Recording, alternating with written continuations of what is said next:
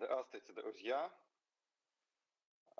Мы сегодня с вами Hello, поговорим friends. о финансовых технологиях в индустрии FinTech. Today I would like to talk Как about собственно говоря, как она работает в искусственном интеллекте, FinTech как мы можем in вообще AI с age этими технологиями изменить наше будущее and how и что будет FinTech происходить. Но на самом деле, до того, shapes как мы the future. займемся будущим, давайте сначала But посмотрим before we немножко start назад, talking потому что about the future, let's have a look история на самом at деле the ей уже больше past, 800 лет. because you know it all И началось started все было more than по-другому. В 800 19 years веке, ago в in the 1135 году, 12th когда century. арагосские рыцари In выезжали на арагосские земли 1135, до похода when принять the войны medieval в knights орден тамплиеров в who were Сарагосе, returning получалось from the крестьянство Crusades очень would высоким, bring the стремительным и money уже to the пролетаризм. Templar order, И эту дату можно считать фактически датой рождения действительно финансовых технологий, and they так же, would как это receive a развивалось note в under which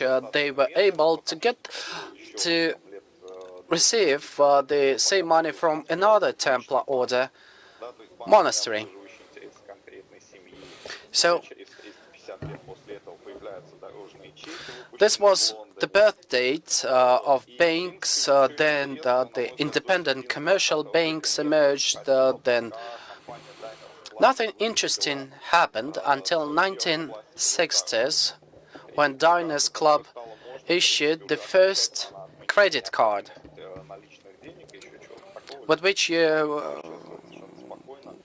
no И, longer соответственно, needed не только о деньгах там to идет have не речь, даже cash on люди you, ходят там за покупками no чего-то. matter where you travel or И дальше where you go. автоматизация стала нарастать. В 1960 году Barclays представили In свой первый инструмент, который 1960s, был полностью Barclays автоматизирован. Дальше presented the через first 20 лет после automatic этого, с telemachine. началом эпохи персональных компьютеров, After that, when the Нотингемское PCs строительное сообщество appeared, выпускает the первое Nottingham приложение для компьютеров Construction Barclays Society для персонального published компьютера. the first Вот. А в 95 году всем bank небезызвестный фактически client 2008 application года Wells for Fargo personal заявил о computers. And in выпуске 1995, the notorious Wells Fargo составляющих массовый was интерес the first во to многих launch an сферах online banking service необходимости посещать офисы with и which звонить, you общаться с каким-то конкретным человеком no по longer телефону. needed to go В 1997 году to a компания bank Nokia branch проводит or первые to эксперименты phone anyone. возможности In оплаты покупки Coca-Colы в автоматах с помощью мобильного 1997, телефона через Nokia смс. performed the first И в remote 98 году payment происходит самое transaction главное событие на рынке финтеха, появляется компания where you could PayPal, use которая a первой phone telephone to современной pay for a финансовой Coca-Cola компанией, in a vending machine. другой с Then традиционным PayPal, банкингом. which Вот. Ну и куда это пришло, мы, в общем, видим сегодня. Вот PayPal appeared, 2017 год, which тогда offered the first появляется дополнительный alternative мир уже to совсем не финансовых traditional услуг, banking, еще and больше финансовых then инструментов. Apple Pay Компания and Apple, запускающая систему, in систему электронных цифровых 2016 платежей. launched the Почему же electronic все это произошло? wallet application. Почему настолько активно стали развиваться разнообразные технологии в последнее время? Вы знаете, есть такая The main шутка, reason for что such a любая boom нация of different недовольна financial чрезмерно technologies образованием. Это образованием, здравоохранением, своими could be explained that any nation is most unhappy with its healthcare, telecom, education, and banks, because these industries are the most mature and they are the slowest to change. накапливаться, и, в общем-то, в 21 веке получила широкое развитие, действительно, индивидуализация и более Individualization массовый подход, is больше the игроков prevailing стали ходить в trend now, традиционный метод доллара. Если and брать образование, lots of есть такие disruption сервисы, is как now Coursera, как Udemy, going как to разные those события. mature interests, Вот. Если мы industries. говорим о In телекоммуникациях, то education, ситуация it's уже Netology, очень часть Udacity, людей пользуются EduTech, мессенджерами, Coursera. которые не относятся вообще к сфере телекома. In Да, то есть telecom, это most people are now WhatsApp, using Skype, services, messaging services, and FaceTime, voice без всякого services which традиционной bypass помощи the услуг. traditional То же самое telecommunications стало происходить с operators. банками. Почему? The same is Что happening происходит? Что to происходит? banks. Почему? Что люди ищут за, как бы, за порогом What are the people looking for outside of the banking sector? Well, first of all, availability. 100% availability. We live in the real-time era, and people want to have any service at their fingertips at all the time. Then flexibility. Going to a bank's branch, signing all those endless papers is not flexible. People don't want to waste their time on that. And the last thing people are looking for is the direct links. People don't want to see mediators between them anymore. Previously, if I wanted to transfer some money to another person, I would have to go to the bank, write a check, and that person would have to go to his bank and cash that check. Today, everything is done from your mobile phone. And with Apple Pay, for example, you don't need to have the bank in between.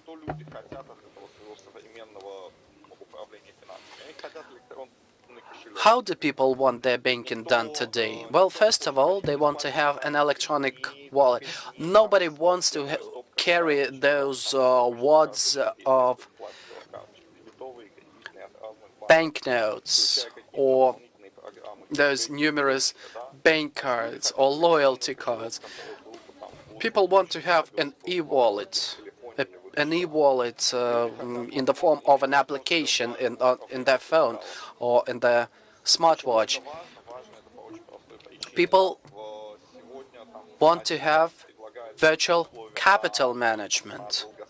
Because, well, today one bank is offering better long-term investment facilities, whereas another bank is offering better short-term investment facilities and services. When we go to a restaurant, we want to divide the bill in two clicks without all those complicated calculations. And thirdly, people need flexibility. At the lowest price, with the shortest learning curve, and also people want to have the best value from the market. And FinTech is now becoming the go-to place for all that. First of all, FinTech is where the financial products marketplaces are, where people can go and shop for banking services, where they can compare the prices and descriptions. Then PayTech, digital payments. Then digital insurance, InsurTech. Banking clients are becoming more and more sophisticated. Same is true for the bank applications. We know that Sber's application is becoming more sophisticated, more advanced, and it offers many additional features beyond the pure transaction management.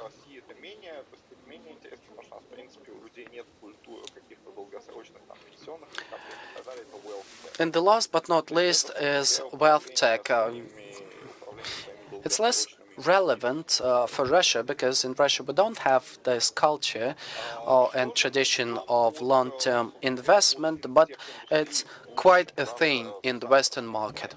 As to the FinTech tomorrow, well, it seems that everything is quite all right as it is. But, you know, today it works as the virtual consultant using this model because all the services are provided on demand, and most of the solutions are predictive.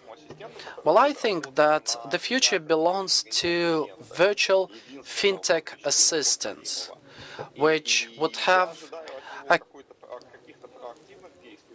customer market of one person, of me,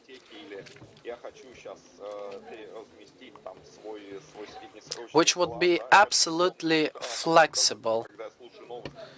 And I want this virtual assistant when I'm listening to the news, for example, in the morning while having my first cup of coffee. I want this virtual assistant to be able to tell me, why don't you refinance your mortgage, for example, because with all these news, it may be advisable to reduce the interest rate.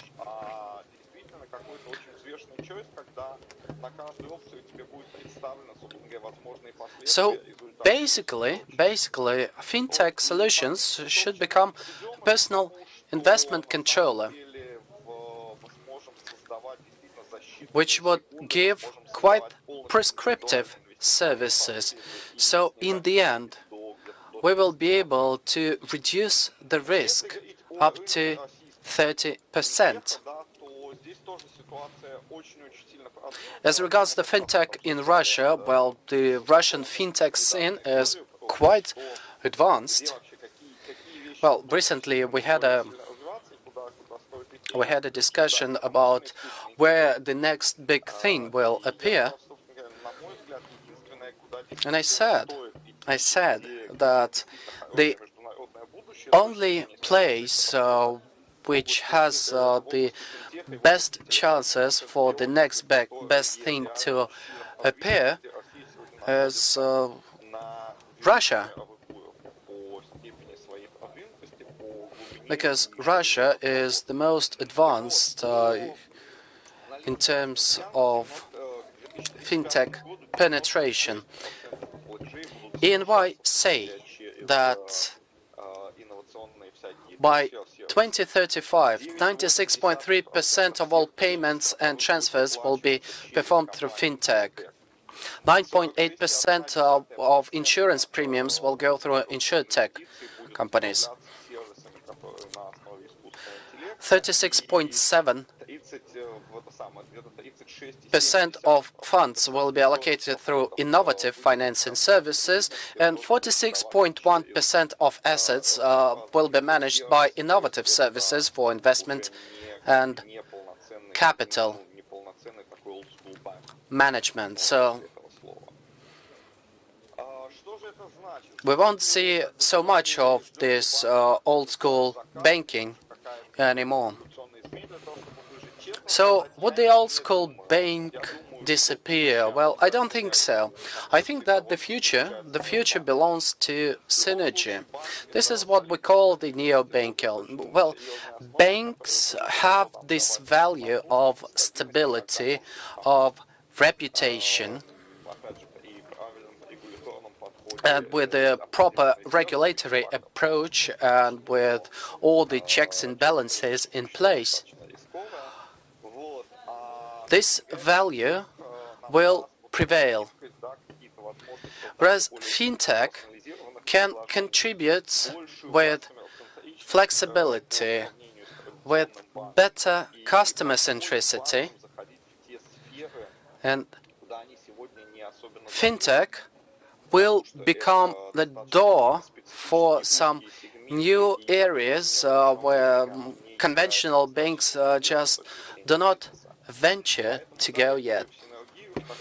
So I'm a big champion of synergy.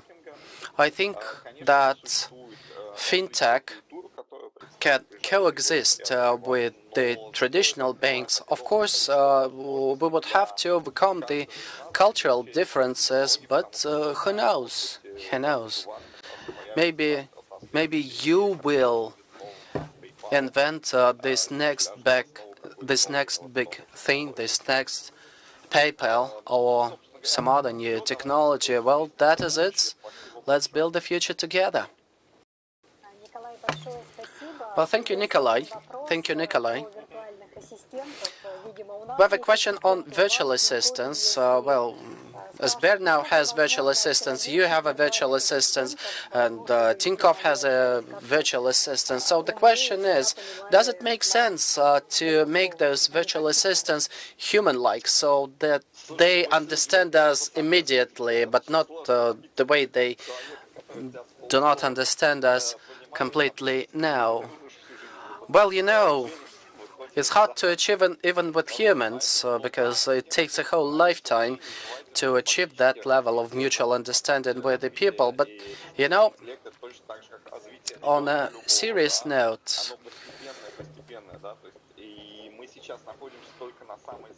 it will happen, because we are now using the earliest versions of virtual assistants. And again, we have to take into account that the Russian market is very small compared with the English language market or the Spanish language market. So we have to wait until we achieve this cumulative effect.